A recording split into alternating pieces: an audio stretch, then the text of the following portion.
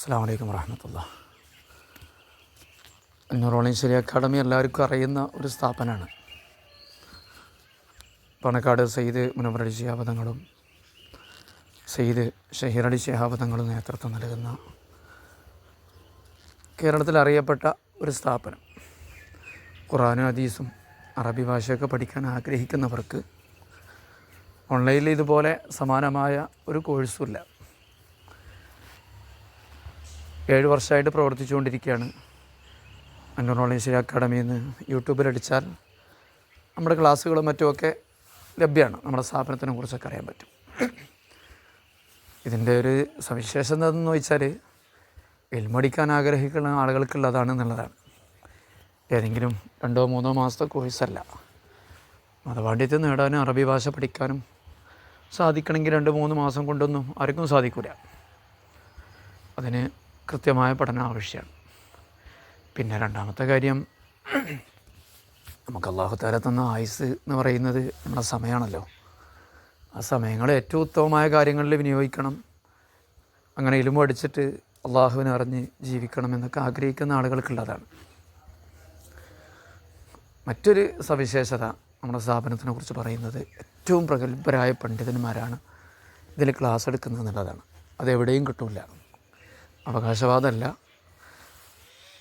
അത് പഠിച്ച ആളുകളും അനുഭവിച്ച ആളുകളും പറയുന്നതാണ്. അറിയപ്പെട്ട മതസ്ഥാപനങ്ങളിൽ നിന്ന്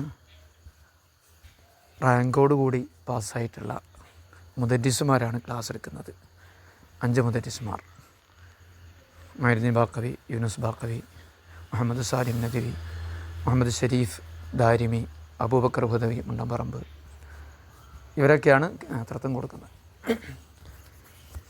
ഈ സ്ഥാപനം ഇൽമിനെ കൂടുതൽ പ്രചരിപ്പിക്കാനും ദീനി ദാവത്ത് നടത്താനും ഉദ്ദേശിച്ചുകൊണ്ടുള്ളതാണ്. പുരുഷന്മാർക്കും സ്ത്രീകൾക്കൊക്കെ ചേരാവുന്നതാണ്. കുടുംബിനികൾ, പ്രായ വ്യത്യാസങ്ങളൊന്നുമില്ല. കാരണം ഇതിൻ്റെ ക്ലാസ്സുകൾ വളരെ എളുപ്പമാണ്. കടുകട്ടി സിലബസല്ല, ലളിതമായ ക്ലാസ്സുകളാണ്. റെക്കോർഡ് ക്ലാസ്സാണ്.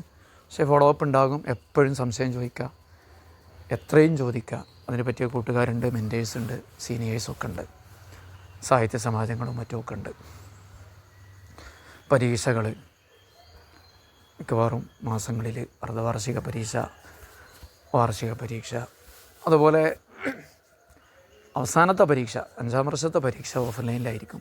അതിൻ്റെ സുതാര്യതയും കൃത്യതയും ഉറപ്പുവരുത്താനാണ്. അങ്ങനെയുള്ള ആളുകൾക്ക് തൗഫീഖി ബിരുദം പുരുഷന്മാർക്കും തൗഫീഖിയ ബിരുദം സ്ത്രീകൾക്കും. കഴിഞ്ഞ വർഷമാണ് അതിൻ്റെ ആദ്യത്തെ കോൺവൊക്കേഷൻ നടന്നത്. 25 ആളുകൾ ബിരുദെടുത്ത് പുറത്തിറങ്ങി. അൽഹംദുലില്ലാ. അതിനൊക്കെ കേരളം സാക്ഷിയായതാണ്.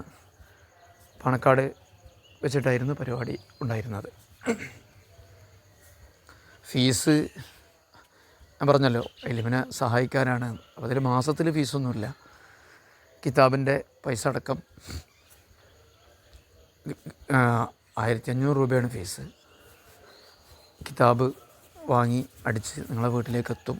അതിന് 500 രൂപ അടക്കം 2000 രൂപയാണ്. സാമ്പത്തിക പ്രയാസവും കാര്യങ്ങളൊക്കെ ഉള്ള ആളുകൾ ഇൽമു പഠിക്കാതിരിക്കരുത്. അപ്പോൾ അവർക്ക് അതിനനുസരിച്ചിട്ട് വീണ്ടും കുറവ് കൊടുക്കും. ഇത്രയും കാര്യങ്ങളൊക്കെയാണ് സ്ഥാപനത്തെക്കുറിച്ച് അറിയാൻ നിങ്ങൾ ആഗ്രഹിക്കുന്നുണ്ടാവുക. പിന്നെ പ്രായവും ഇതൊന്നും ഇപ്പോൾ നമ്മളെ ഇൽമിന് തടസ്സാകാൻ പാടില്ലല്ലോ. മരിക്കുന്നത് വരെ തൊട്ടിൽ മുതൽ കട്ടിൽ വരെ എന്നാണ് പറയാറുള്ളത്. പക്ഷെ നമ്മൾ തൊട്ടിൽ മുതലേ പഠിക്കാറുള്ളൂ, പിന്നെ നമ്മൾ പഠിക്കാറില്ല. പക്ഷേ ആ പഠനം നടക്കണം. ഇത് കേവലം വാദ പഠനമല്ല, ദീനി പഠനമാണ്. ഖുർആനും ഹദീസും ആയത്തുകൾ ഹദീസുകളൊക്കെ വെച്ചുള്ള പഠനമാണ്. ഇതിലൊക്കെ ഓരോരുത്തരും പഠിക്കുക. അതാണ് നമ്മുടെ ഉമ്മത്തിൻ്റെ വളർച്ചയ്ക്ക് കാരണം.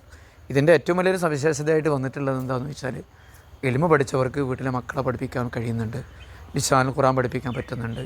വീട്ടിലെ സംസ്കാരവും സ്വഭാവവും പെരുമാറ്റങ്ങളൊക്കെ മാറി ഇൽമുള്ള ആലിമീങ്ങളുടെ ഒരു വീടിൻ്റെ സാഹചര്യം അവിടെ വീട്ടുകളിൽ ഉണ്ടാക്കിയെടുക്കാൻ പറ്റുമെന്നുള്ളതാണ്. ഇനി അധികമായിട്ട് എന്തെങ്കിലുമൊക്കെ അറിയാനുണ്ടെങ്കിൽ നിങ്ങൾക്ക് ചോദിക്കാം. ഇൻഷാ അല്ലാഹ് മറുപടി പറയാം.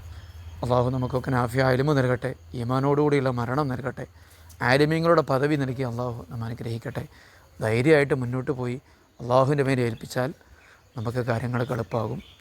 അള്ളാഹുവാണ് കാര്യങ്ങൾ എളുപ്പമാക്കുന്നവൻ. അസ്സലാമു അലൈക്കും വറഹ്മത്തുള്ളാഹി വബറകാതുഹു.